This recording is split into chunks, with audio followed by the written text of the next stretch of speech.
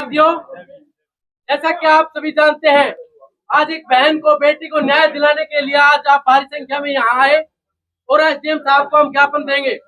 लेकिन ये घटनाएं आज की नहीं है, ये घटनाएं दिन भर प्रतिदिन बढ़ती जा रही हैं। ये अकेले लोहारू की घटना नहीं है, भिवानी की घटना नहीं है, या हरियाणा की घटना नहीं है, या पूरे देश की घटना नहीं है। ऐसी घटनाएं हर पल हमारे देश में घटित होती रहती है। तो कहीं न कहीं कमी हमारे अंदर है कि हम जागरूक नहीं है।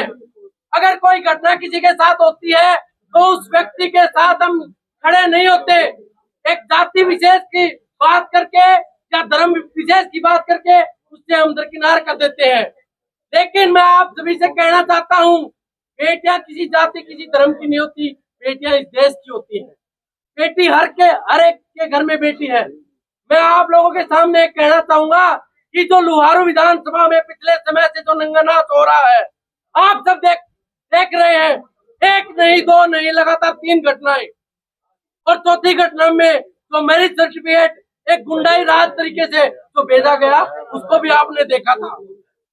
मेरे प्यारे साथियों, मैं आपसे हाथ जोड़ के विनम्र प्रार्थना करना चाहता हूँ कि अभी भी समय है, जागरूक हो जाइए। अगर चुनाव के समय आपकी बेटी का कन्यादान अगर 21,000 रुपए डाल के कोई गया था, उसके नाम पर आप वोट दोगे तो आपको न्याय नहीं मिलेगा। आज जगदीश के साथ जो घटना हुई, इन्होंने जेल लिया, इनकी बेटी जानी थी वो गई। लेकिन आज हमें सोचना उन 3,000 बेटियों के बारे में है जो आज भी उस दलदल में, उस कॉलेज में आज भी हमारी बेटियों की इज्जत के साथ, रूबरू के साथ, आबरू के साथ खिलवाड़ हो रही है। उस मानसिकता को आप क्या कहेंगे? उस मानसिकता को आप क्या कहेंगे? तब बड़े बड़े मंचों पर यह ऐलान होता है कि इस एरिया की लड़कियों को मैं फ्री में शिक्षा दूंगा, और फिर एक बेटी को ये कहा जाता है कि आप अगर कॉलेज की फीस नहीं दे सकते तो आप मेरे साथ घूमने चाहिए। किस तरह की मानसिकता है? और 3,000 लोग जो अपनी बेटियों को उस कॉलेज में आज भेज रहे हैं, मैं उनसे हाथ जोड़ के प्रार्थना करना चाहता हूँ, भाई किसी से ब्याज में पैसे लेके बेटियों को पढ़ा लो, अरे एक टाइम खाना मत खाओ, लेकिन ऐसे दलालों के हाथ में, ऐसे लोगों के हाथ में अपनी बेटी की इज्जत आबरू मत बेचो। एक आपकी कीमत ये लोग क्या डिसाइड करते हैं वो आपने देख लिया होगा।